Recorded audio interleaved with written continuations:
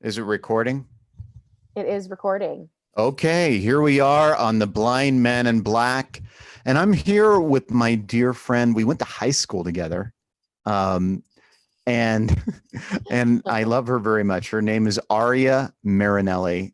Thank you so much for being here. And I'm going to let you do the introduction of what you do because I feel like I'm going to fuck it up and I don't want to fuck it up and I want to honor what you're doing. So please kind of share what your current work is right now. Yeah. Hi, Brian. Hello. You know what? I feel like I don't really know what I'm doing at any given time, but I'll I'm try, with you there. I'll do my best to frame it up. So I have a pretty diverse background, ranging in everything from social good work at nonprofits to product and technical work at Facebook and Instagram. And so, about 5 years ago, I ventured out on my own to start my own consulting company. And I meld all of that experience together to help companies, brands, and startups, a lot of startups, frame how they work with influencers and digital creators. And that also involves a little bit of experiential marketing and some strategy around, whether they enter the social good space. So, one of the things I'm really proud of is my most recent project, which maybe can cue up some other conversation for us. But I recently worked with Participant Productions on the release of their documentary. It was the John Lewis documentary. Oh, Oh, wow. did the recording stop? Oh no, recording's still going. Okay. Um, and uh, that when they originally brought me on, we were going to start doing some things around in theater experiences. So, you know, we don't just go to the movies anymore. It can be this immersive experience. And so we were thinking through ways to really activate people around a certain cause. And that got the brakes got put on that really fast when shelter in place got implemented, because obviously we can't go see movies in theaters anymore. But they still really wanted to release this documentary, obviously, because John Lewis's life was so impactful, and we were about to have this upcoming election. And so I really helped them to think through and pivot to a digital platform and a digital release for the film. And we did a lot of work around combining both watching, passive watching, and then how do you engage people to take action around a film, especially a documentary. And so that was one of my most recent projects. And that didn't involve influencers per se, but it did involve a lot of digital strategy and then understanding how to create products for action, to inspire action in real life. So, yeah, Wow. so something I'm really proud of. And Yeah. it was one of those cool things where like all of your background kind of comes together to really help this one particular project. So that felt really good to see my life's work all have meaning and come together. That's important. That's Mhm. really important to have meaning. You mentioned shelter in place and you mentioned you know, today is inauguration day. So we have a new president. Yeah. And by the way, before we get into it, I have to wear sunglasses because I didn't remember to turn them on, but the light really bothers my eyes. So it's not a fashion statement. It's a disability accommodation. So Well, both can be true, right? yeah. True. So thank you. So let's talk about how are you holding together through all this shit? We got COVID-19, we got political unrest. How are you doing? um, well, thank you for asking. I think it's important to ask and to be, sincere and upfront about that kind of thing, because truthfully, I mean, not very well. Yeah. Um, I know a lot of people are doing worse than I am. I've been fortunate enough to run a business that stayed in business and was able to adapt, and I can work from home, something I've done for 5 years. So in that regard, I was okay. But I think being a single mom and having a daughter who is um, you know of an age at school where socializing is very important. 7th grade, you really hit your stride around being in your friend group. And, you know, the lack of a social aspect for us has been really, really hard. I'm not going to lie. And Yeah. so it's starting to create dynamics and exaggerate behaviors, you know, in our relationship that I think have been really challenging. And I have taken a lot of comfort recently in some sick way, knowing that like this is going on around the country. So I'm part of a lot of groups where a lot of moms are talking about the same kind of thing, and you know, seeing the same kind of behaviors in their family dynamic. And so that's been really a sense of comfort for me. Um, I am a very social person in a lot of ways. I can tend to be an introvert too sometimes, but I think that the social piece has been just devastating Yeah. for us because we're a household of 2. So yeah. Um, and then I think, you know, I'm trying to see in a lot of ways the positive pieces of this. We adopted a dog, which I haven't had in my life for close to 20 years. And so I'm learning new aspects of myself and learning new ways to challenge myself and find comfort. So that's been a really interesting journey too through shelter in place. Wow. Yeah, I can relate. You know, I have a 5-year-old stepson, and the remote or distance learning has been very, very difficult. And he's, you know, in these formative years of socialization. So Mhm. yeah, it sucks. And yeah, same with my wife. She's really having a lot of difficulty not being able to connect with her tribe, and in Oakland, and that's, you know, Alameda. And so yeah, I hear you, and thank you for sharing that. I really appreciate that. So let's go back. Let's go back. So where did everything begin? Where did your formative years start? Um, I mean, probably right around the time you and I were really close friends, I have to say. Hmm. Um, I I mean, the quick history of my upbringing is you know, you and I share a pretty similar upbringing in that we came from, you know, humble beginnings with single moms and Right. kind of tended to be the kids from the wrong side of the tracks. I don't know if that's still a thing, but like, you know, we grew up in an affluent area, but we weren't the affluent ones, so to speak. That was so, Um, wasn't that weird? Like you were been to my apartment in Los Gatos, right? Like, mhm. Yeah, and yeah, we actually feel like we lived very close in that same apartment area.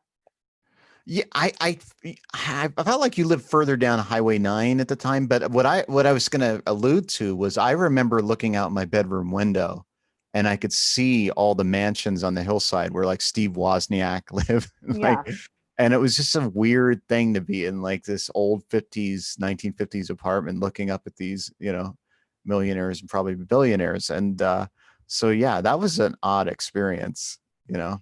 Yeah, it was so it was a really interesting experience, and to your question, I think that was really when I started coming into consciousness about um the fact that I was different or other than, but at the same time, now in hindsight, I think you and I both know that like we weren't the others. The rich people are the others. Like the Right. rich people are the 1%ers. Mm. But when you're immersed in that, you're the one who feels like the outsider. So when I was around 14, we moved. I had grown up in our hometown, but because of, you know, divorce and income, we had really bounced around and moved a lot in my youth.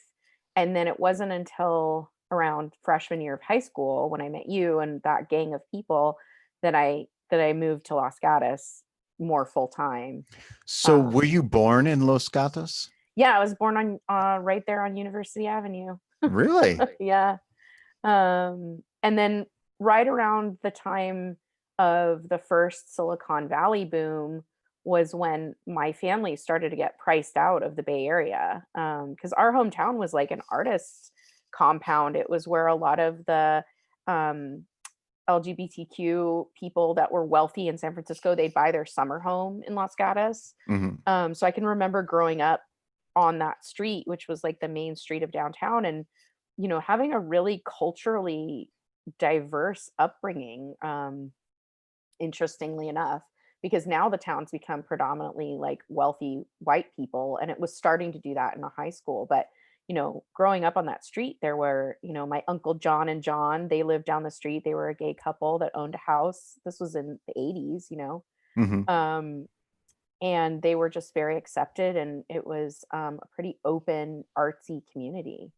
Yeah. So that's the environment I grew up in. And then we were forced out by the economic boom. So my family wasn't a part of that. And then right around high school, because Los Gatos High was such a great education at the time, it was one of the best high schools in the Bay Area for public high school. My mom made an effort to get us back there for me. So that's when you and I kind of entered the picture together. Yeah, my mother did the exact same thing when we moved back from upstate New York. She wanted me to go to enter into a what do you call it? I guess I could just say a good, school system. Mhm. And she wanted me to go Los Gatos, and she worked in Campbell. So yeah, it was the exact same reason. Mhm. So let's talk about your family though. Like I know you have very strong Italian roots, Mhm. Marinelli. Yep. Yep, no denying it. So I grew up, um yeah, I guess it's kind of this running theme in my life is that I always felt like a little bit othered in California, starting with my family unit. I had a very young teenage mom who was part of a really strong Italian family, with a grandmother who was the matriarch, and everything kind of revolved around that family unit. And they were really cool, creative, artsy, flamboyant, loud Italians. And in California at that time, it was this weird combination where they had a lot of friends, and people were drawn to that because my grandmother grew up in Brooklyn, so she was very Brooklyn Italian, kind of stuck out like a sore thumb in this small California town. And I loved So her. She was so funny, and she did some acting. I remember seeing her in like this mafia movie that you showed me one time. And yeah, you know what she reminded dancing me on of? coals or something. What was that? I think it was called Dancing on Coals. Yeah, and I remember she kind of played like I think a similar, Martin Scorsese's mom is in a lot of movies, or Yeah. his movies, she kind of played similar type of roles like that, right? Oh yeah. In fact, I just watched Goodfellas the other night, and his mom, I don't know if it's an archetype or what. They must have grown up in the same area, but the sound of her voice and her Right. accent is a carbon copy of my grandmother. You're So for right. anyone watching, like, yeah, the mom in Goodfellas is basically my grandmother. Which is Martin Scorsese's mother, real Right. mother. Yeah. Yeah. And okay, so side note, during shelter in place, one of the things that has kind of kept me grounded and sane, oddly enough, is watching mob shows and movies. So I've gotten obsessed again with the Sopranos and this podcast that they have talking about the Sopranos. And Y- have watched Goodfellas multiple times. have you one of my favorite episodes of The Sopranos of all time is it's called Pine Barrens, and Oh yeah. Oh yes. it's directed by Steve Buscemi, Uh-huh. and it's the one where Paulie and Christopher have to take that Russian uh, mob guy and take him out into the woods, and he Mhm. escapes. Oh, And it's like the quintessential episode that everybody loves. But yeah, yeah, that one is I've watched that multiple times. And yeah, so there's a really great podcast called Talking Sopranos Hmm. where the guy who plays Christopher and Bobby Bacala, those two actors, uh, actually talk through each episode. It's fascinating if you like, if you like mob shows, especially The Sopranos, but then also like kind of obscure New York actor history. They do a really great job of like talking through all the actors on that show, who are deeply entrenched in the New York acting scene. And so they might just be like an extra in the background, but they're like, some prolific actor. So really cool. Well, I want to go a little deep here. Yeah, So yeah. I want to know what is this impulse to watch mafia movies? What's going on there? What's that about? Yeah, so good question. So I've been thinking about that because even my daughter has commented on it and she said, like Is it becoming a problem? she's like, "What's with the Sopranos? It's like your bedtime lullaby or something." Uh, but it got me thinking, and like, going back to your question about my family unit, I think for me, it's just this like almost not primal, but like, for me, it's the sound of their voices because, that sound of that New York accent, that Brooklyn Hmm. grew up in the like, 40s and 50s kind of accent, like Hmm. that's just so comforting to me because of my grandmother and who she was. And, it's interesting because growing up, I really felt like an outsider because she was so different and flamboyant and weird. Um, compared to everyone around her, right? Yeah. And there's more stories about her which we can get into, but as Yeah. a 13, 14-year old kid, you go to the grocery store and she's like chatting it up really loud in the aisle with somebody that she knew from church or whatever, and you're like, oh, I just want to hide. But now in hindsight, it's literally like the thing that I'm running to anchor me in that nostalgia is like the sound of that kind of East Coast mob. And Hmm. then like another thing that I've noticed about it is when you when you grow up Italian, um you I don't know, this is something to like dive deep on, but I've been thinking about it a lot lately that Italians have this kind of Cosa Nostra mentality about everything they do, even if you're not in the mob. I mean, my family was not in the mob, but we still Which have is that in our DNA, right? the definition of Cosa Nostra is this thing of ours, right? I believe so. Yeah, but Yeah. it's like the mob, right? Like Right. when you're in, and when you're out, you are fucking out. Like if you're like, and that's the best way to describe it is like if you're in the fold, you are loved, you are Mm. showered upon, you are doted on, you're fed like a king, like Right. you're in. And then if you cross them in either a real way or a perceived way, uh you're fucking out. You're Yeah. you're you're cut off like nobody's business. And Right. You're dead to me. you're dead to me.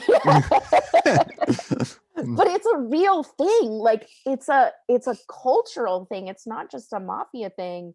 And I feel like my family unit did have a lot of that going on. And I think that it's a double-edged sword.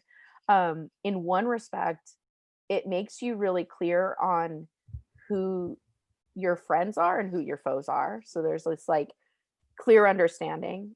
Hmm. But I also think that for me at least, it created this misperception that the world is black and white.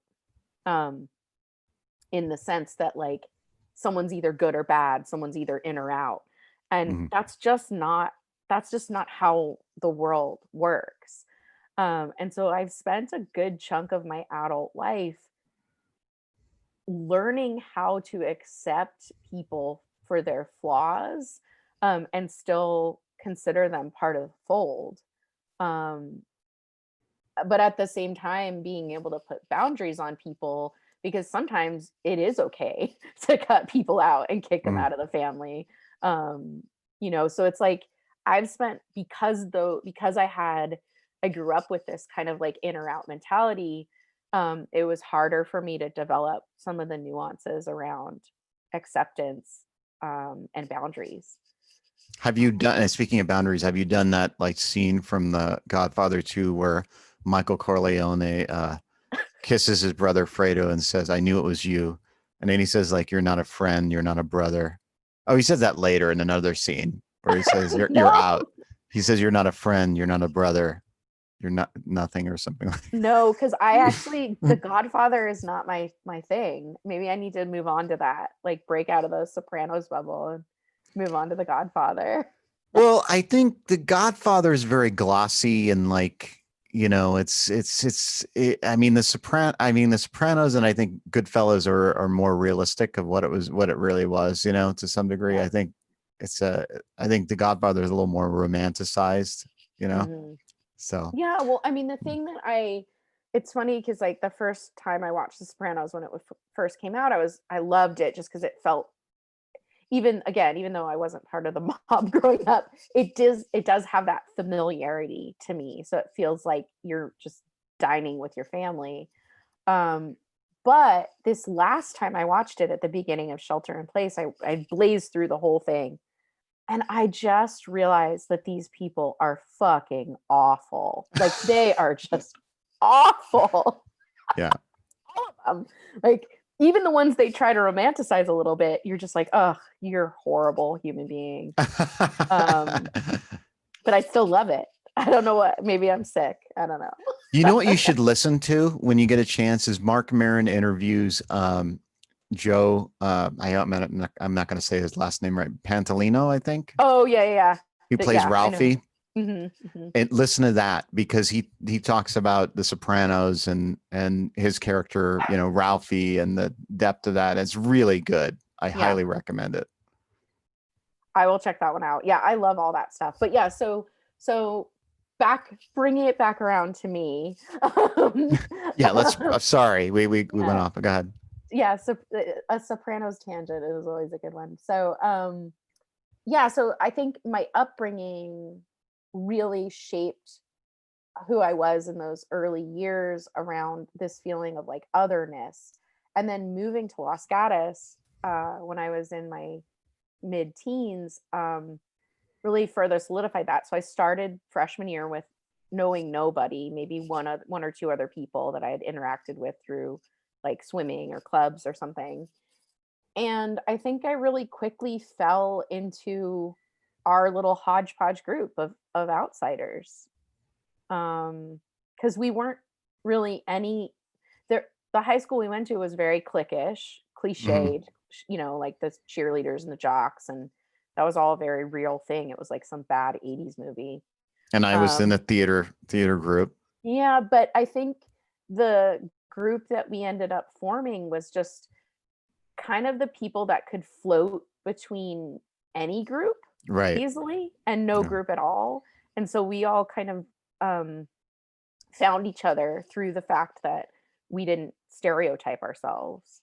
Um, and I think that's really shaped who I am in general. I mean, I've hung out with some of the most famous people on earth, and I can, sit at a coffee shop and speak with a homeless person if they're the ones that want to have a conversation. So, um, yeah, I think having that kind of diversity, having adversity in my youth really led me to have this like versatility and ability to just interact with anybody. So what was some of the adversity that you experienced? I moved around a lot. So I was forced to make friends in new situations. I had a really unconventional upbringing, and then I had a single mom. I ended up having several other siblings, and then my mom became a single mom again. So I just had a lot of um, challenges around not being able to find housing that was big enough for all of us, not having enough money, not really having the ability to buy new clothes. So I was buying all the secondhand clothes of all the rich kids in our town. Hmm. Um, And yeah, I mean, there was also a component which, um, we can talk a little bit about, but like I had a close relative with mental illness that was living in our home. And so, that was a real challenge, and like understanding the dynamics of that at a really young age, and being exposed to those kinds of things. So yeah, I think I just had a really unconventional upbringing. Wow. And it all culminated after high school when I decided to like go out on my own, which again, that's how you and I ended up living together in LA, is I pretty much flew the coop at 18. Right. Yeah. Yeah, we lived on Roscoe and Balboa. That's right. I'll never forget it. That place was okay. I mean, it was kind of a large like apartment complex. It had a nice pool. It was nice for like 19-year-olds. Yeah. Yeah. In hindsight. Did you have I remember you loved that car. You had a Datsun. Oh my God, it's still my favorite car to this day. I lament getting rid of that. I mean, It that car's wasn't, probably worth $12,000 now. It's a collector's item. was it green? Yep, it was a green Datsun 1972 510, I believe. Now that was like a race car. I remember you kept saying this is like a race car. They raced, right?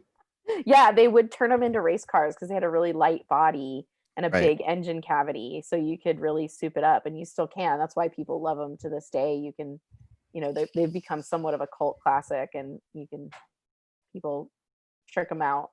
I actually remember you stole my car at one point.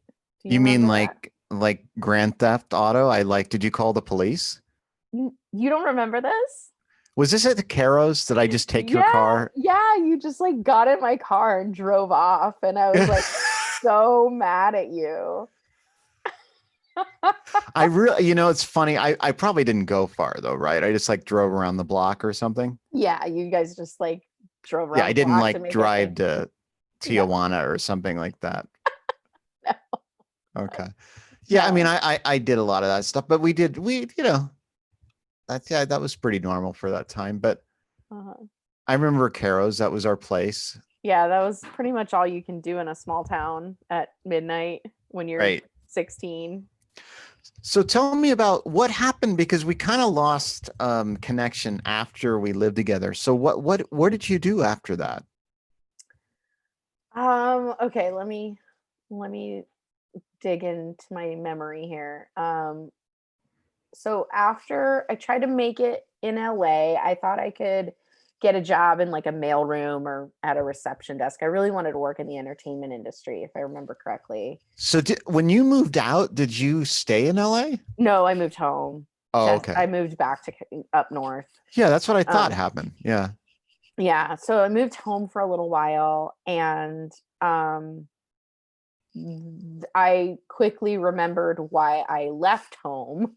So I think I was Right. only really there for like six months to a year after that. But what had happened was, and this is one of those things where like, you know, random serendipity changes the course of your life. So coming from limited means, I didn't have any money for college. And at the time, uh, the guidance counselors were basically like, you're really smart, you have really good grades, but everybody's here is rich, and we don't really know how to help you if you don't have any money. And so they kind of were just like, just go to community college, Mhm. rather than like explaining to me all the grants I could get or the loans, or like they basically gave up on me. Right. And so I didn't really have a plan after school. I moved in with um uh I moved in with a friend of mine in Arizona before I lived with you. So Oh, the year, yeah. I didn't remember that. Okay. hmm So I'm pretty sure it was the year before I lived with you. I lived in Arizona, So that was like and 1997. yeah, 97 to 98. Okay.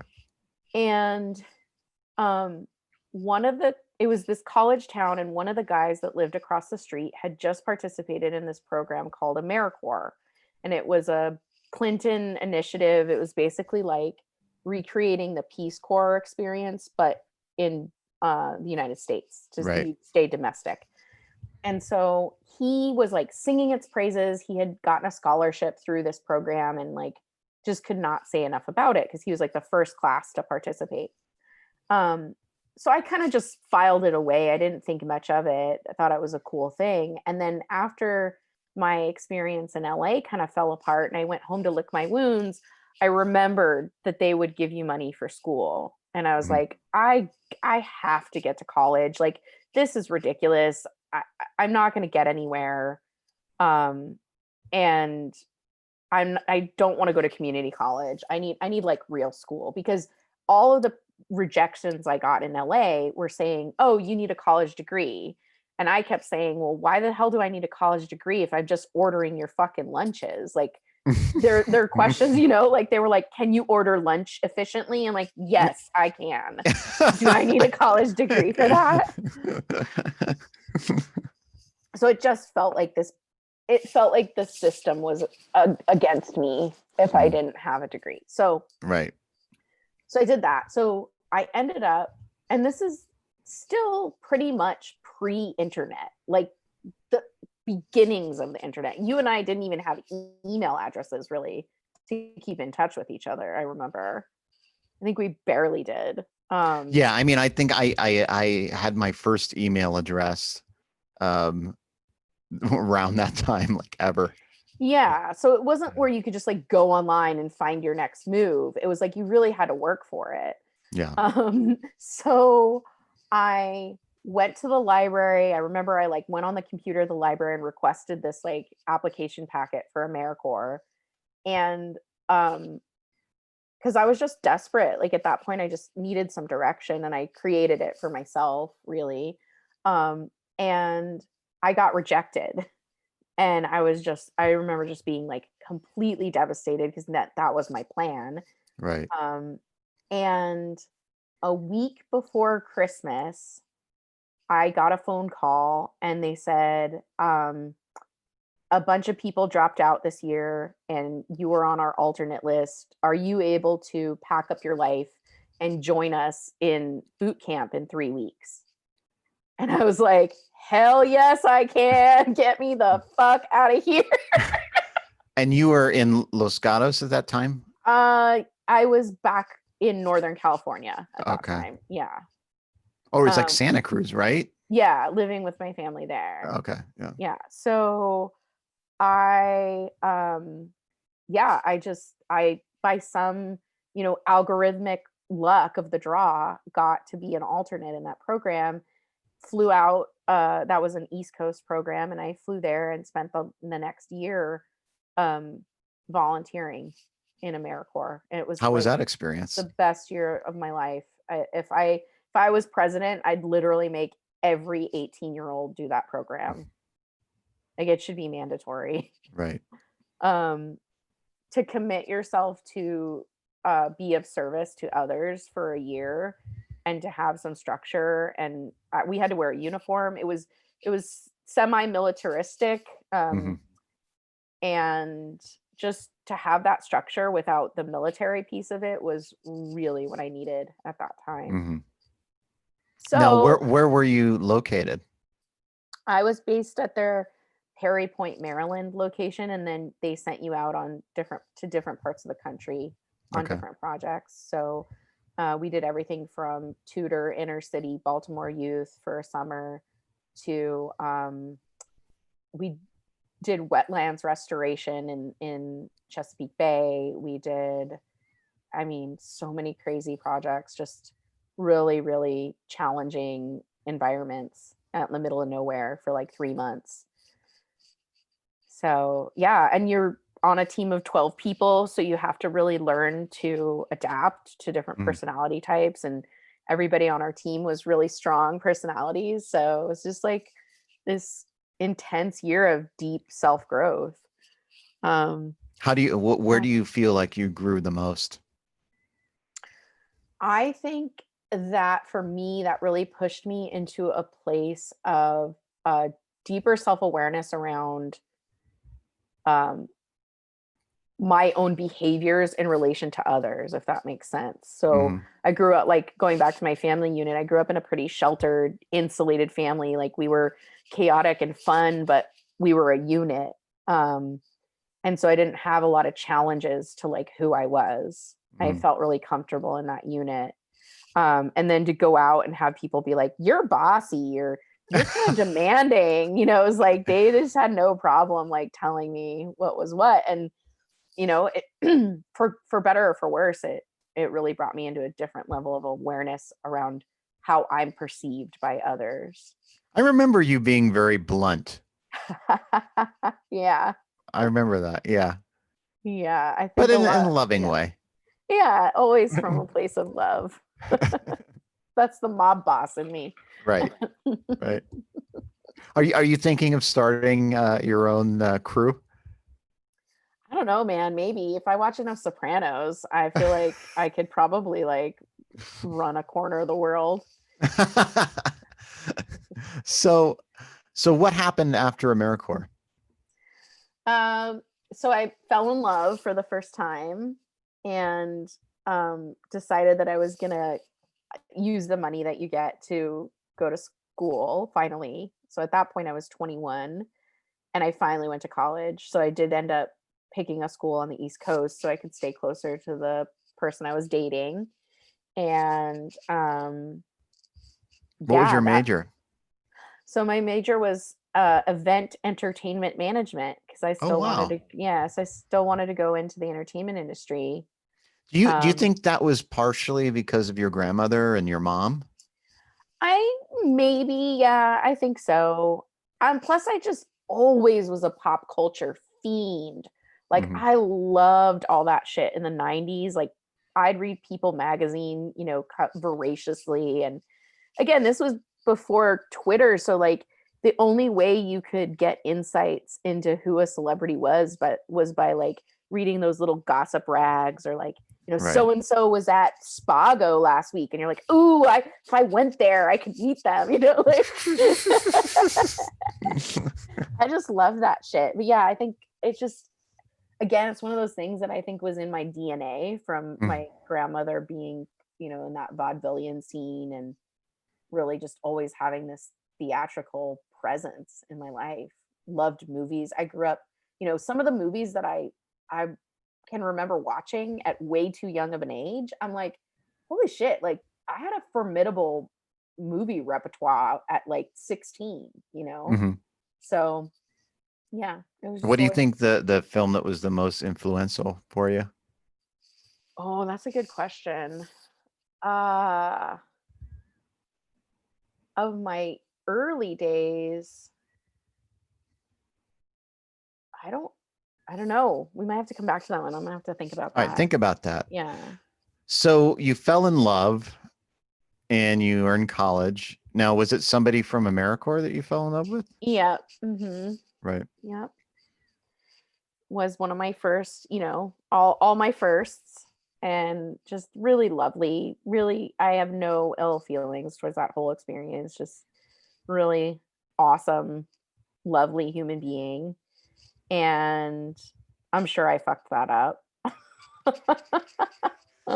Well, you were witness Um, for my first long-term relationship and how I fucked that up, because that whole experience of us moving in the apartment, you and my girlfriend at that time, we were all supposed to live together, and then I broke up with her, and then she moved into the same place, and that made it real oh, awkward. right. I forgot about that. Yeah, yeah, yeah. Yeah, so I think we all do things. Yeah, we all do things, air quotes.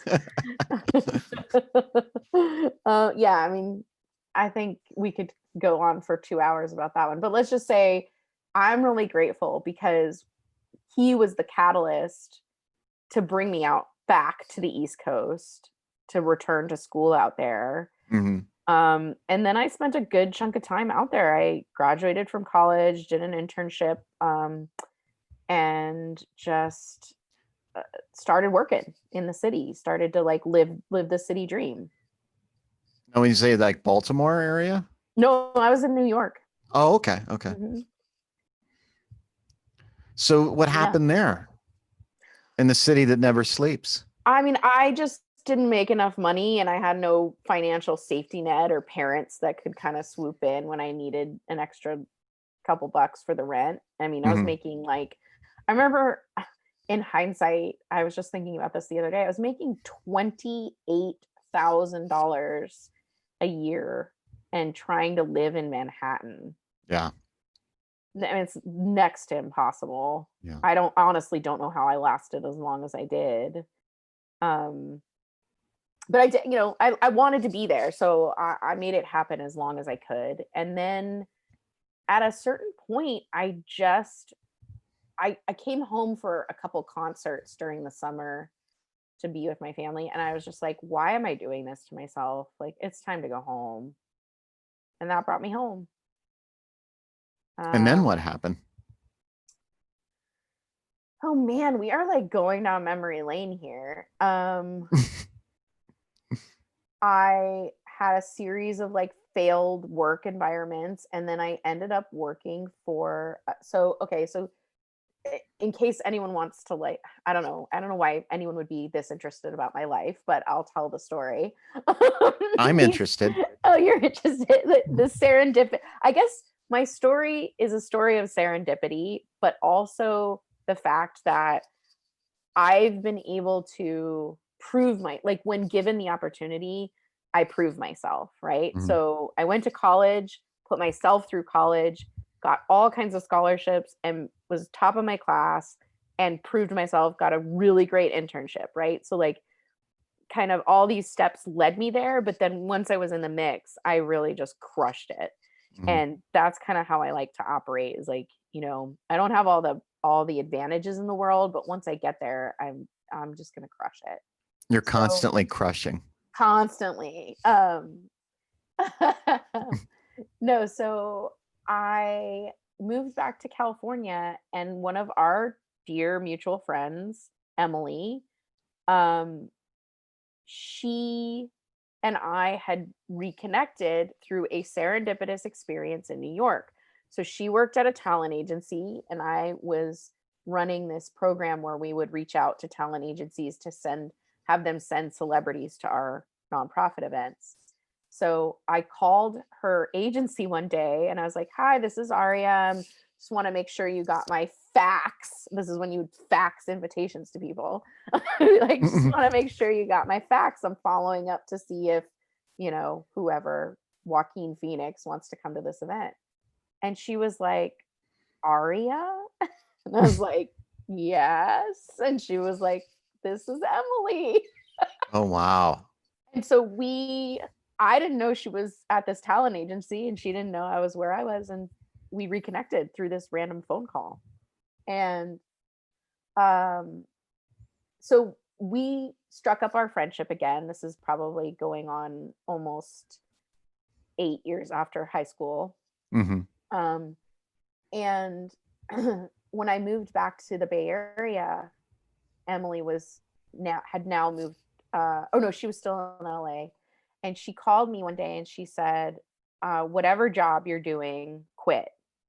And I said, "What do you mean? I just got a job. I just got a really good job." That's very Um, dramatic. I mean, to have somebody say that is that's like a movie line.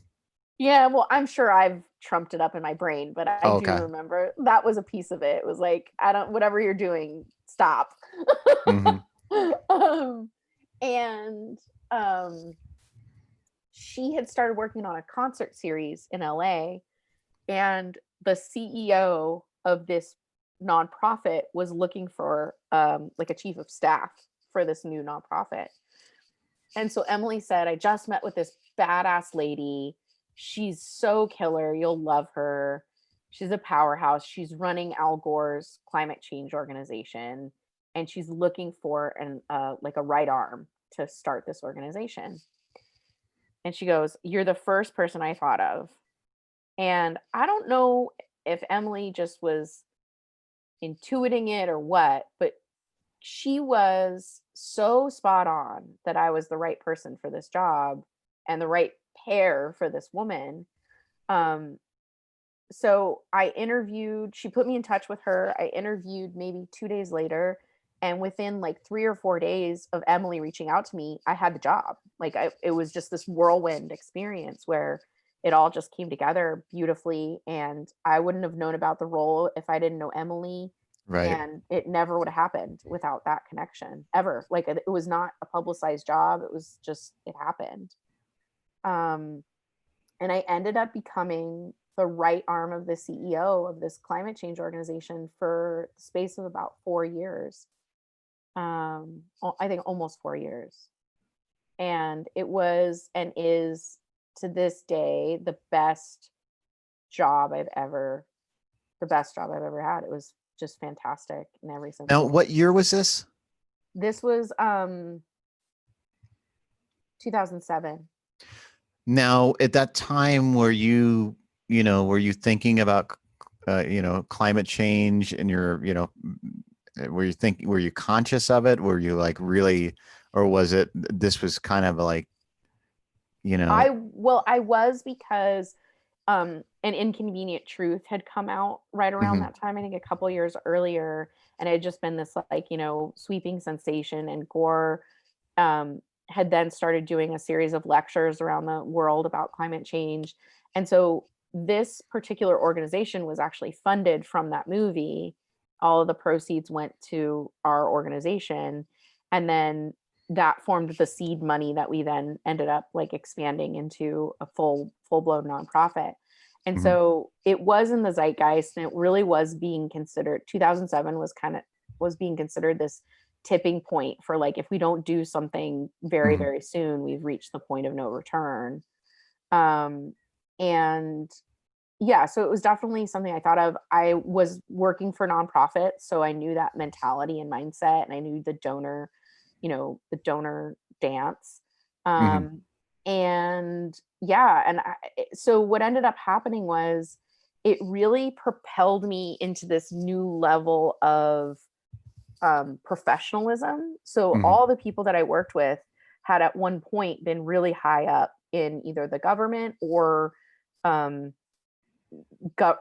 like peripheral government, like the Democratic National Convention, or all these kind of like government adjacent roles, but really high up. And so they work at this pace that was completely familiar to me because of my New York pace, but also foreign to me because their level of expectations and their expectations of perfection were just like higher than anything I'd ever been faced with before. So for me, as someone who was like already kind of a natural overachiever, it just brought me to like a new level of understanding around what you can do in a work environment. Now, what is the name of the organization? So at the time, I don't know if it's still called this, but at the time it was called the Alliance for Climate Protection. Okay.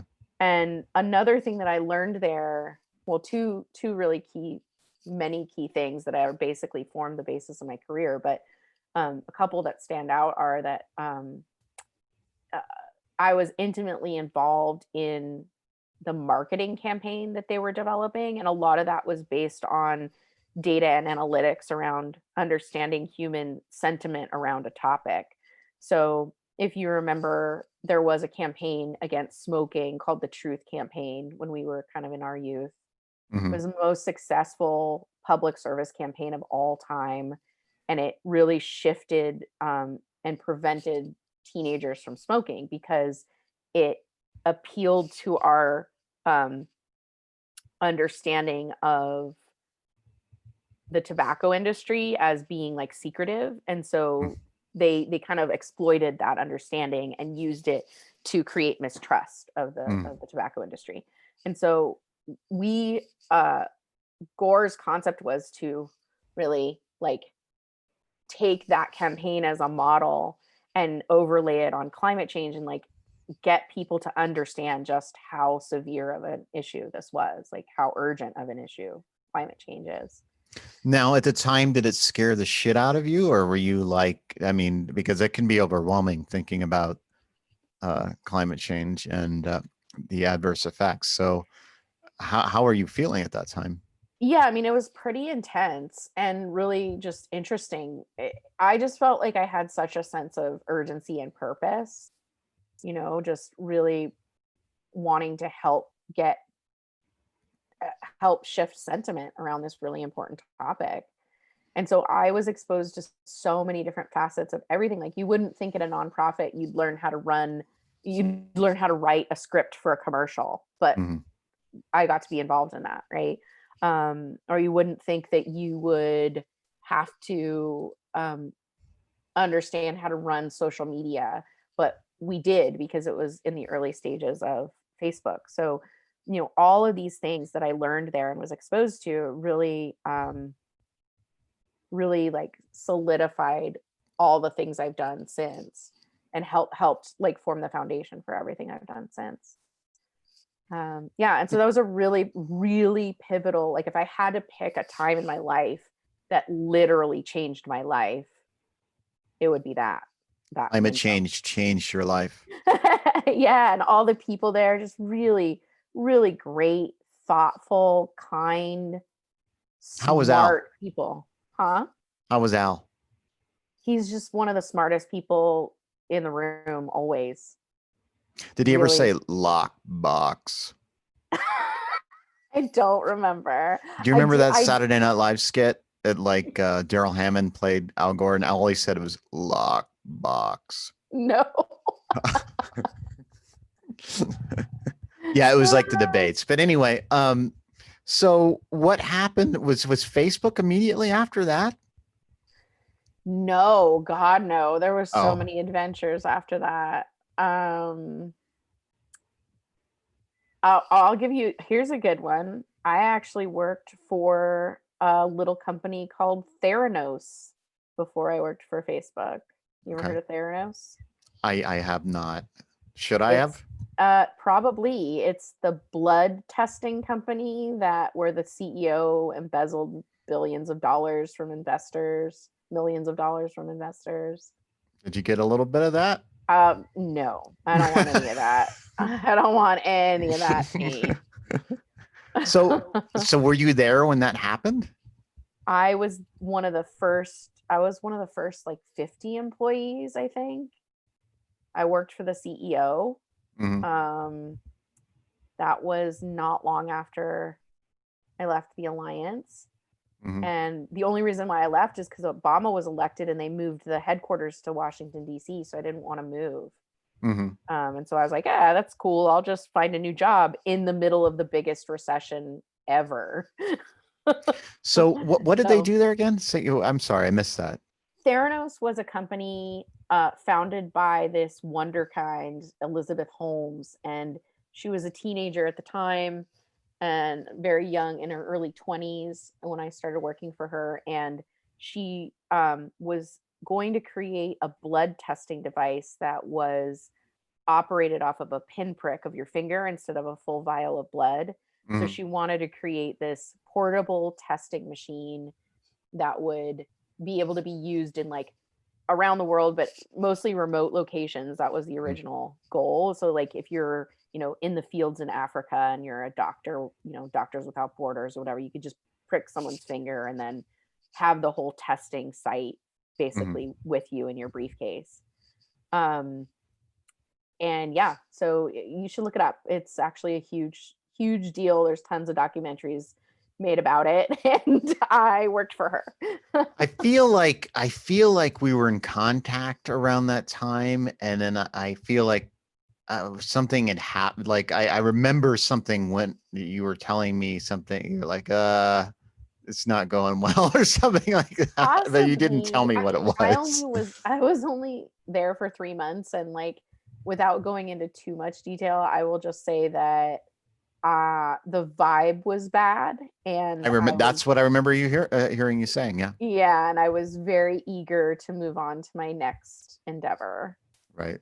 um, and I did. And then there was a couple of things between that and Facebook, but let's just say, within the space of 3 years, I went from, working on climate change to working for Theranos to doing some consulting to working at Facebook. Now, here we are, Facebook. Yeah. I mean, it's we have a new documentary that's out about, social media, the social dilemma.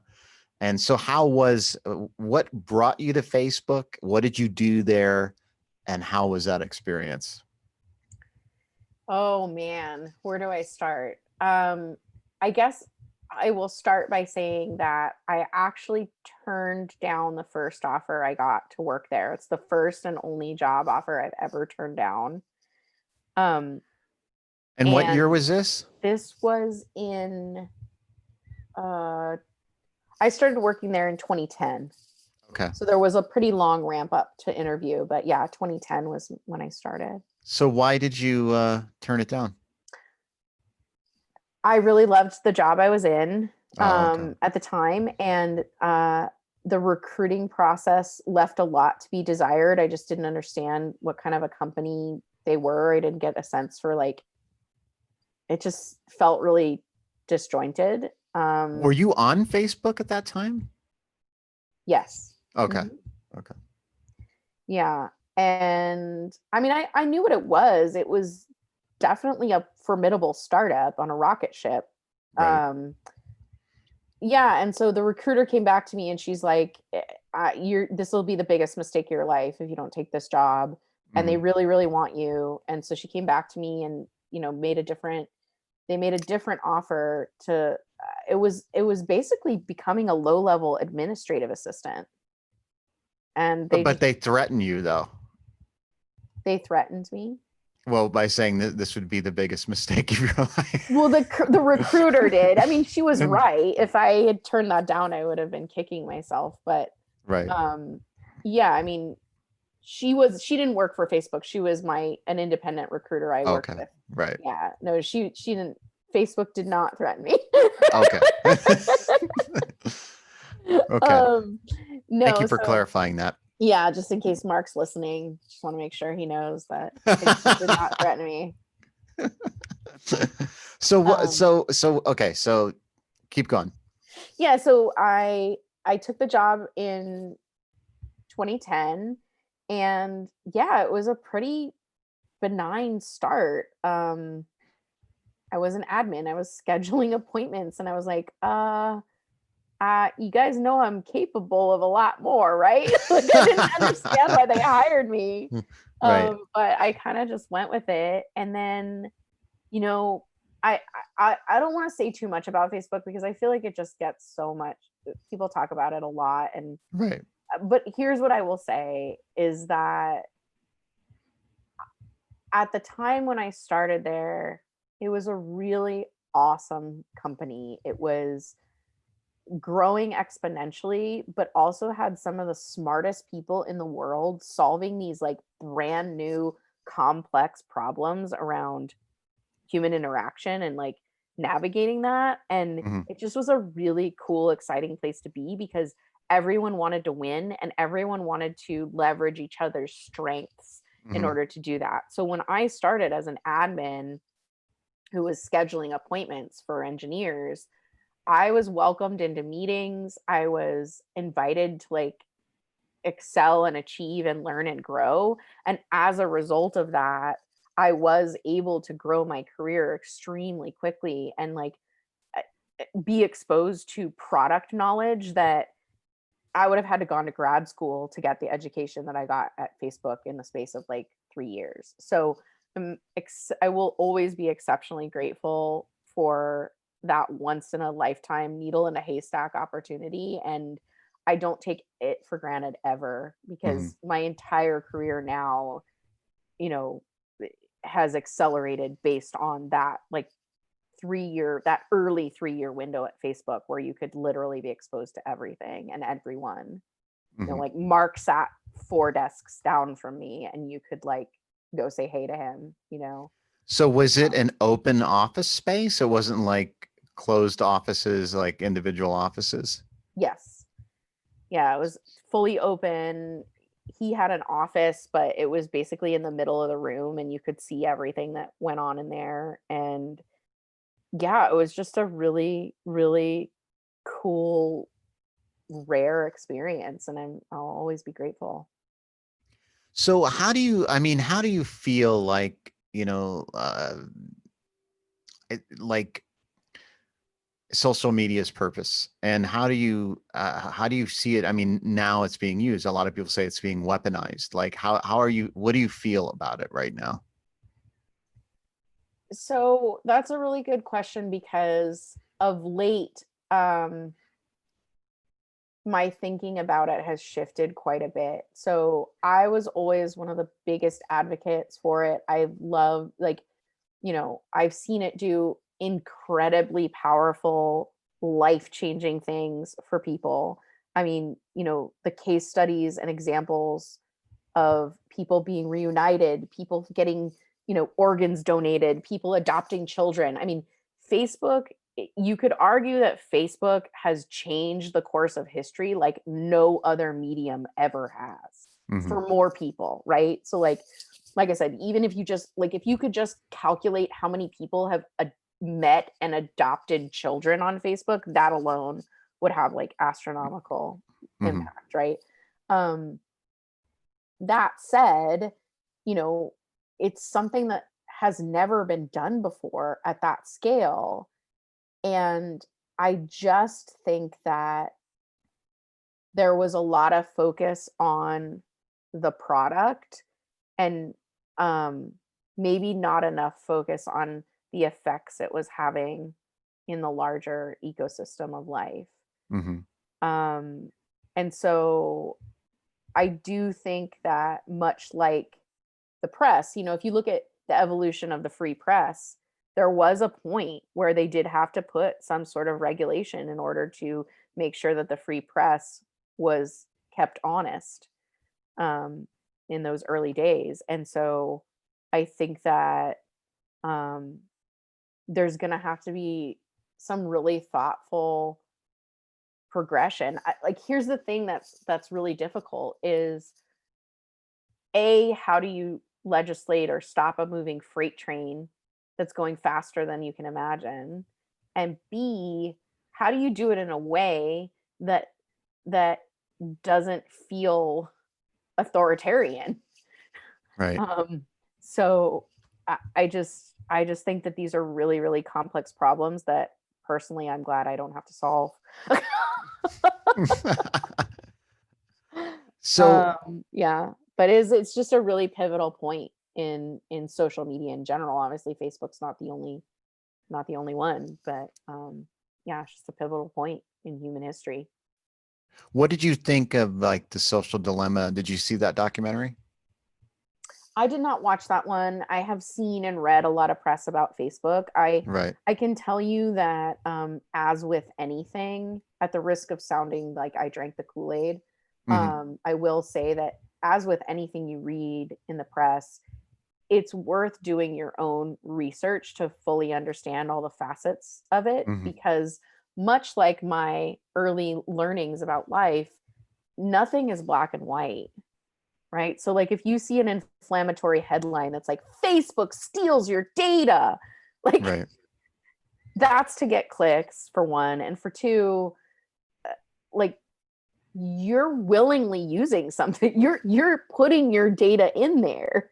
Yeah. So it's more so about, what am I willing to do as an individual? What am I comfortable with? How far am I willing to put myself out there? Um, because you still have autonomy as a human being. You're not, you don't have to be doing those things. Right. And you also don't have to be listening to anybody. I think that one of the biggest problems is that, like, you know, if you're targeted with certain information, then it's your responsibility as an individual to go out and be like, wait a minute, is that right? Did I, like, am I going to accept that as fact just because I've seen it in one or two places shared by a friend in an inflammatory way? I think that one of the things that I will say is somewhat of a an obvious negative about social media is that it has created this dopamine loop for people of expecting extremities of emotion in a constant basis throughout the day. So like I can open my phone at any given time, wherever I am, in line at the grocery store, and get a hit of anger because my friend posted an article in support of Trump, right? Like we didn't used to have that. You used to just go about your business, and like every once in a while you might get upset about something you read in the newspaper, right? But now you're on this like almost like a rat getting this continuous like hit of some sort of emotion. And I think that that is something that that we as the individual need to address and understand about ourselves. Like where am I getting my emotional hits from? Is it through the reality around me, or is it through like a screen that's feeding me that stuff? Yeah, I think about that a lot. I look at what comes up in my feed, and then I see, oh, I think about the algorithms, and I'm like, oh, why am I getting this? Like, and I'm like, what has changed in my behavior that's causing this algorithm? And Mm-hmm. so, yeah, I hear you. So, so what happened? What do you what was the greatest thing that you took away from Facebook, and how did Facebook change you? Oh God, so many. I mean, yeah, so many ways. Again, I think for me, it was just like going through a master's program in business administration or product management. So I came out of there with like such a diverse skill set. Like I said, I actually built products for Facebook. And what I mean when I say that is like, um, I took a concept and then created a technical product with engineers at Facebook, so that people then started using it in the real world. And then I also, learned a lot about navigating a corporate political environment, because it went from a company of less than 2,000 people to a company of over 20,000 people in the space that I worked there. So a lot of the culture changed. So yeah, Mm. I mean, it's somewhat boring, but I will just say that like you're challenged and pushed to new boundaries every day there, and that was one of the great things about working there, especially in the early days, is that like not a day went by that you weren't exposed to a new business challenge and a new endeavor. And because I was able to sit on multiple teams, like I sat on the comms team during the IPO, and I learned like how do you navigate the press during a high profile IPO. So yeah, there's just diversity of understanding. My wife and I, I mean, she's on Facebook, and she utilizes it a lot. Mhm. And we have a running joke, and one of the episodes where I said Facebook means a lot to my wife, and and because it was like one of the only things I said about her in the episode. So she was like, is that all you're going to say, is that Facebook means a lot to me? And so I'm feeling like I have to say it in every episode now, which is basically what I'm doing anyway. But we have a debate, like sometimes I'm like, fucking social media. Like it's, I don't know. I don't know if it's what it's doing to us Mhm. and then, there is, like you mentioned, the aspects of the creative aspects rather than the destructive. What are some of the creative aspects that you see could be utilized to create a better world? Oh, I mean, I see them every day in real time. So now, one of the last roles that I held at Facebook was working with the media partnerships team, and that was largely interfacing with what we call digital creators, right? So these are the people that are now influencers that everyone likes to make fun of, but in reality, those people, I will just preface this by saying most of them. There are always, bad actors, but the majority of people that I've worked with and seen. Did you work with Blippi? No. Blippi, Okay, no. go ahead. I don't know who Blippi is. Should I? Well, Blippi, my stepson knows Blippi. Okay. So I think he's an influencer. I don't know. I just thought maybe, yeah. Anyway, but go ahead. I'm sorry I interrupted. Is he on Facebook? No, YouTube. Oh yeah, no, I didn't do a ton of work with YouTubers. That's a whole other category. And Okay. now the worlds kind of blend together, but no, so I mean, short story of what I was trying to say there is that a lot of the people I worked with in my time there, and that I still continue to work with now because I do work with a lot of influencers and creators, they are artists first and foremost, right? Like they are creators. Right. And the best ones are extremely intelligent and adept at blending an understanding of business, an understanding of creativity, and the new version is an understanding of activism, because you cannot be in the public eye anymore, especially not on social media, without putting a stake in the ground around your values. The new generation, I guess millennials, but it's even more so in the ones in the prior generation. I guess that's Gen Y. Is it Gen Y? Zennials? Gen Z, that's what they're called. Okay. I'm not up on the generations. Yeah, I think it's Zennial. It's millennials, then Zennials. Okay. That's our, my daughter's age that are now the TikTok generation, right? They are holding people accountable. Like a lot of, if you read any of the studies on like the overall mindset of that generation, like they place a high value on values, but progressive values. So like, are you taking a stand on gender? What is your stance on gender inequality? What is your stance on income inequality, race, right? So if you saw a lot of the work that was going on around the Black Lives Matter movement during all the protests during the summer, what I saw in the influencer space is a lot of people saying to each other, I'm unfollowing you because you have not taken a stand on this issue either way. And your silence equals a non-committal stance. I see. Right. So to your point of like how I'm seeing it change and progress and impact the world in positive ways is like, if you're going to be a public figure now, it's like what is it in Hamilton? It's like, if you stand for nothing, what do you fall for? That's how people are behaving in the social space now. It's like, if you don't stand for anything, I'm just watching your, makeup videos. So you got to take a stand. Yeah. So I do see it.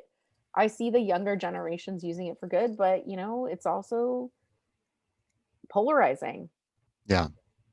As we saw recently, in the sense that Trump was able to activate and mobilize a large group of people to cause a lot of destruction. So where do you see it going? Because, I have a friend who's very,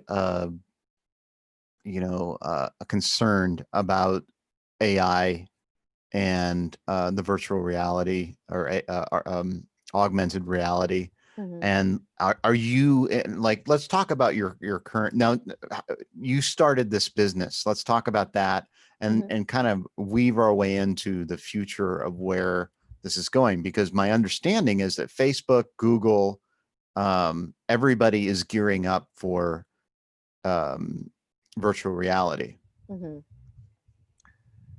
So I've only touched the tip of the iceberg on that, to be honest. I did Mhm, work a little bit with our Oculus team. That was the virtual reality headset at Facebook. mhm. Um, I don't know. I don't have a strong stance on that, to be honest. I have done a lot of I've done a lot of work and produced a lot of events in what we call the experiential marketing space, and that tends to be the like, vernacular for that is that it's an immersive experience for a brand or an event. So let's say, for example, one of the coolest examples of this is if you ever go to the Guinness beer factory in Dublin, the entire building is built in the shape of a pint glass. And so, literally, the minute you walk in the door, you're immersed in the brand experience, like you're in a pint glass. And then it just goes on to be like they're piping in smells that are like the notes of Guinness beer, and you're just immersed in this product and this brand. So that's what you would call an immersive experience, right? Mhm. And it enhances it because it utilizes all your senses, and it brings you to this next level understanding of whatever it is they're trying to convey. To the point of VR, I just see that as like as another way of immersing someone in an experience, and I can see it being used for both good and positive work, and maybe some not so great things. But I think that ultimately you can that can be said about anything. Everything Right. is a double-edged sword in too much, if you're doing in excess of anything, it's a double-edged sword. I'll give you an example with VR. Like, there are people using VR to teach doctors how to better do surgery, because you can experience completing a surgery without actually having to do one. You're Right. virtually experiencing it. So that you could argue that, again, that alone, just that could Mhm. advance human medical technology rapidly, beyond anything we could imagine right now. Yeah. Um, that's a value that can impact millions of lives. Um, but it can also be hazardous to developing brains to experience too much VR. Um, so And one of the things that he and I talk about is like the idea of people being able to play out violent, fantasies mhm, in ways that there's no consequences right, and there's no way to develop empathy, right. and so that's one of the things because he uses it and he says I can teach and do things here that I can't do anywhere else. Mhm. But he's also aware of what could be dangerous and destructive. So I mean, I agree, but at like the converse of that would be, well, maybe if you're able to exert your violent tendencies in a virtual world, you won't do them in the real world. Maybe it'll be a release valve for people, right. right? Or maybe a way that you build empathy is by, in schools, taking people on multicultural tours of countries they would never be able to visit. Like, I believe, I don't want to speak out of turn, but I believe research shows that if you are exposed to diversity of culture and thought, you're less likely to harbor, racist tendencies, right? So, Mhm. like, if we could take small children on tours of yurts in Mongolia, maybe that empathy is accelerated.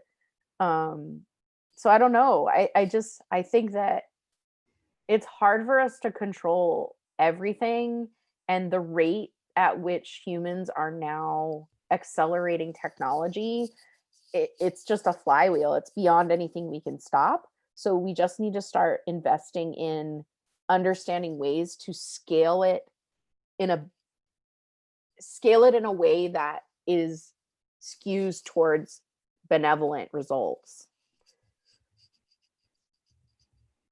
if that's possible. I don't know, but that would be my idealistic thought on that, is as you're building products, try to think of the ways that they can be used in a beneficial way and design products more in that vein. Well, and let's talk about your company, that Mhm. your consulting firm, and it sounds like that's what you're doing, right? I'm trying to, yeah, I'd like to gear my work more in that direction, more and more so, as like obviously with my latest project I was talking about with the John Lewis Good Trouble documentary is like um we really tried to make that an immersive experience so that people would take real world action as a result. And so yeah, I think that's probably a really good example of how you can leverage technology and immersion in an experience to create real world impact. And that's what that's ultimately what I would like to continue in the vein of for my career. Can you talk about some of the influencers that you've worked with and how they've Yeah, changed your life, or how you've been inspired by them, or sure. I have a lot. I mean, I consider most of them friends at this point because that's just kind of how I Mhm. roll. Is like usually when I work with people, they end up becoming part of my crew. There you There's go. that mob boss You're mentality Cosa again. Nostra, Yeah, exactly. right? But yeah, so okay, so a couple I tend to love working with creators who are what I call in their growth phase. So they're usually in the 20,000 to 50,000 follower mark.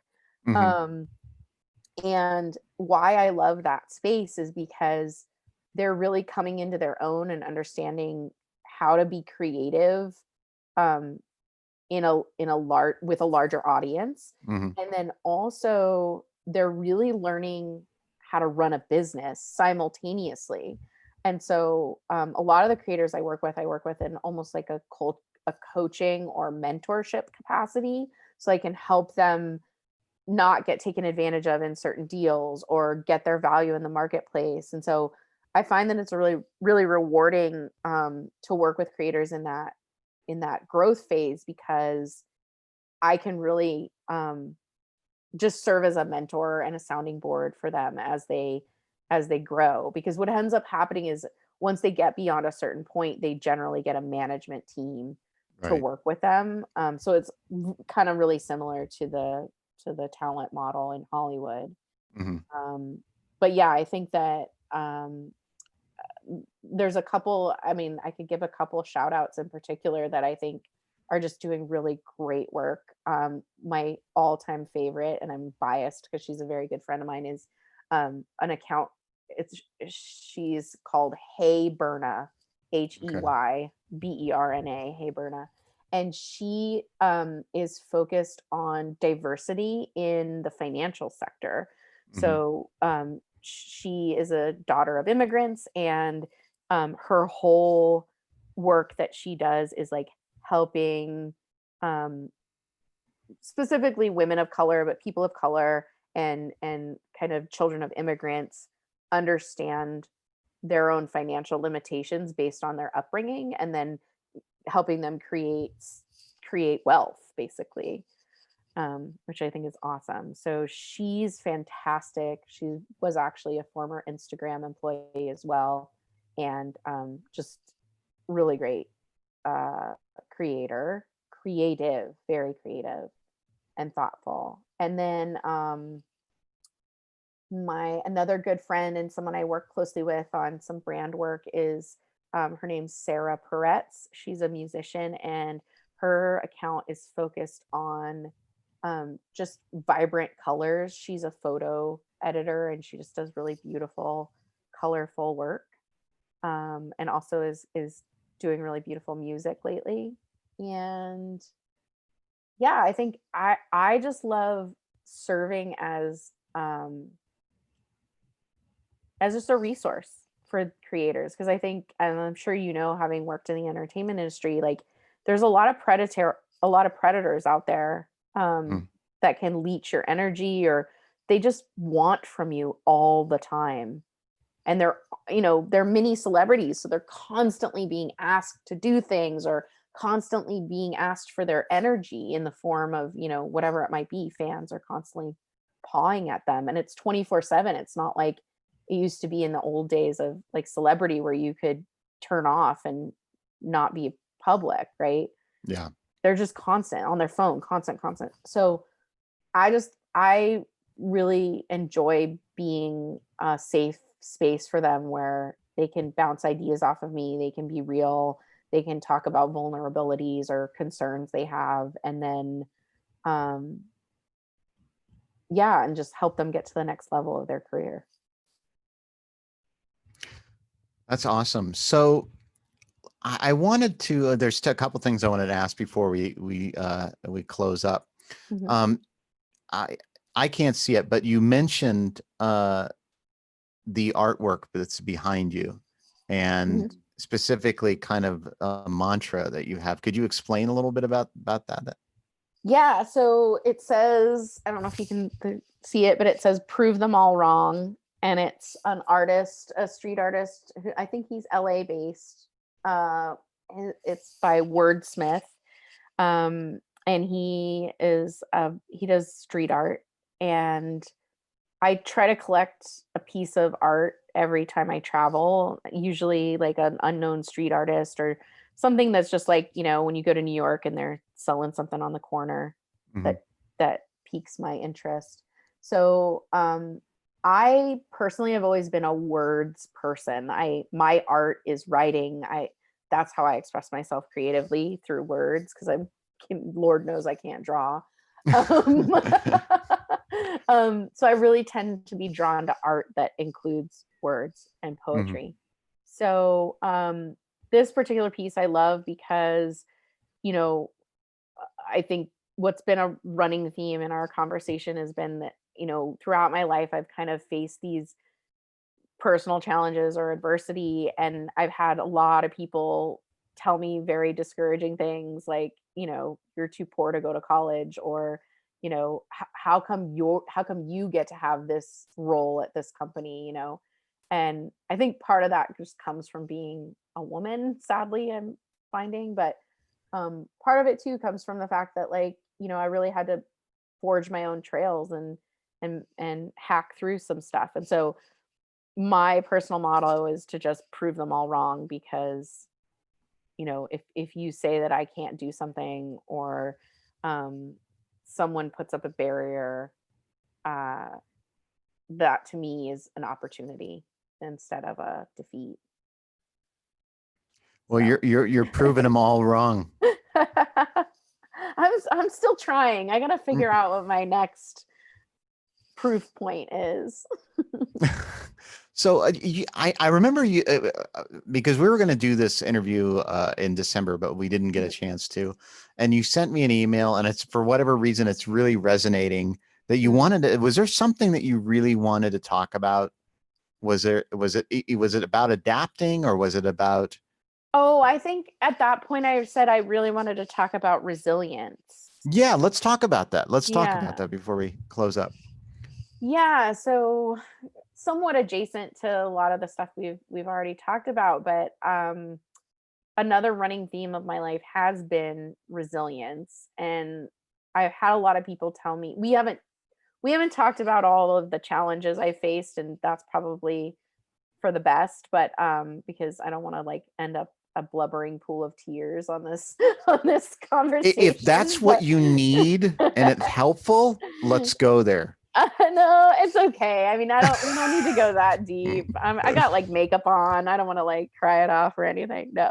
Um, no, but I think just for the sake of those who don't know me, there are a lot of things in my peripheral and immediate family that are challenging. And so um, when I talk about resilience, when I think about resilience, I think about how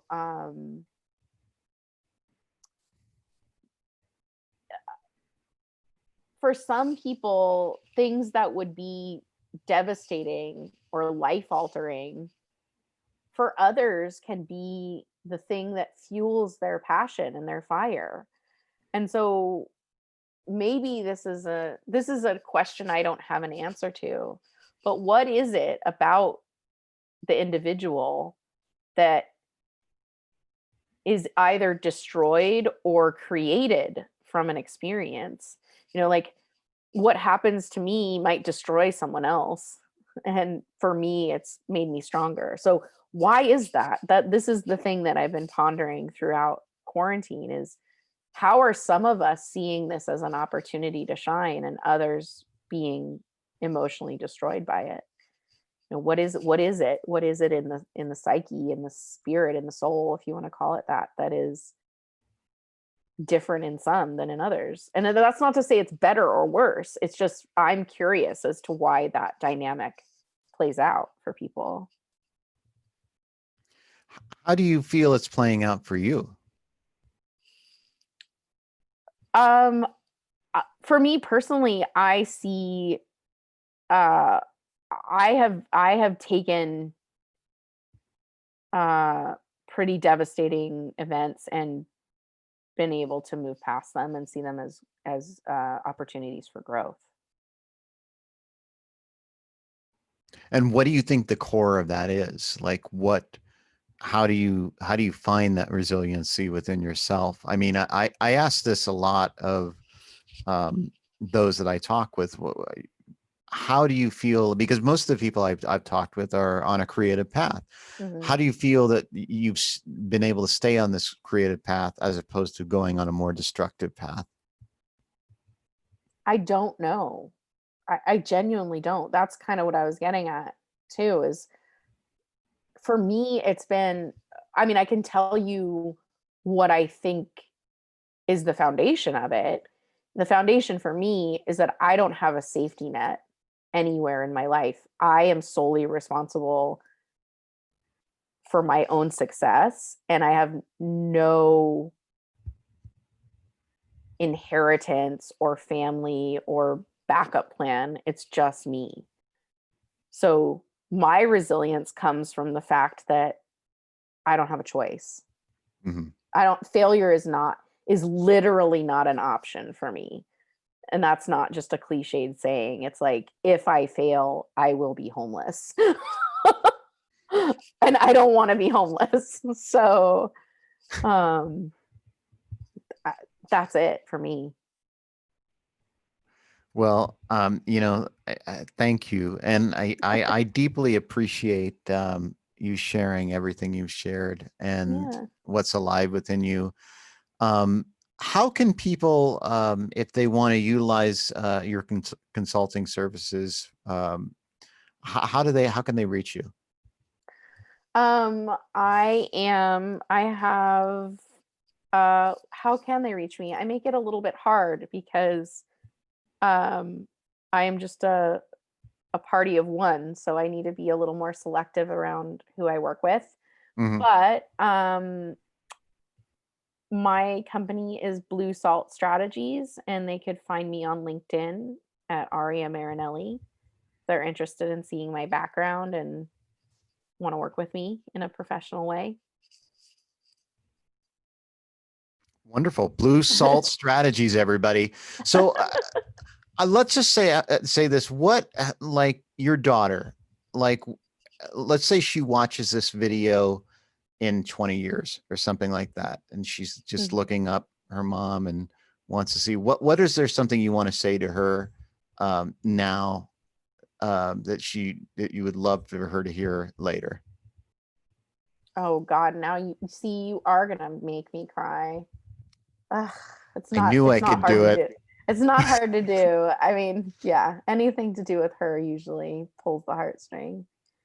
Um, I guess my message to her would just be to, I hope that she realizes very early on just how powerful and special and brilliant and creative she is, because it took me a really long time to remember that about myself, and I'm still doing that, but I hope that she never loses sight of how amazing she is. she's a special spirit, truly. And I'm not just saying that because I'm her mom. I think, you know, she came in on a certain energy that is very unique. And I hope she doesn't forget that or lose it or lose sight of it. Well, thank you, Aria. I would like to express that I have always appreciated our friendship, and I love your sense of humor. We've had many laughs together, and I also appreciate your encouragement. Over the years, I've contacted you for various reasons, and I thank you so much. I love you very much, and I appreciate your encouragement and your kindness and love. And thank you. Aw, thank you, Brian. I love you too, honey. I'm glad we didn't let any hiccups get in our way and that we always were able to rekindle our friendship right where we left off. And, you know, I really love to be of service to others and in any way I can help. And so, you know, for me, that's the most rewarding thing to hear, is that like you feel that I'm that open channel of a resource to you. So that continues to be the case. I'll always be a resource for you and your family, and really grateful for the random circumstances that brought us to friendship back in good old Los Gatos High. Yeah, and I'm deeply grateful, and thank you. And everybody, if you want to connect with Aria Marinelli, go to bluesaltstrategies.com. Is that correct? No, I don't think I have that up and running, but you can find me on LinkedIn. LinkedIn, I'm sorry. Yeah. Sorry. So Blue Salt Strategies on LinkedIn. Thank you so much, Aria. Love you very much. And please stay safe and healthy. And let's reconnect again soon.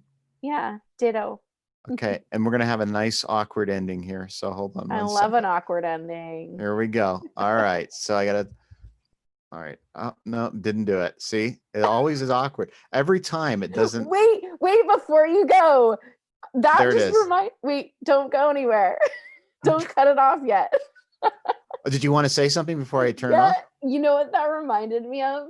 Remember, you were obsessed in high school with the Dana Carvey George Bush impersonation, and you'd always say, "Not gonna do it."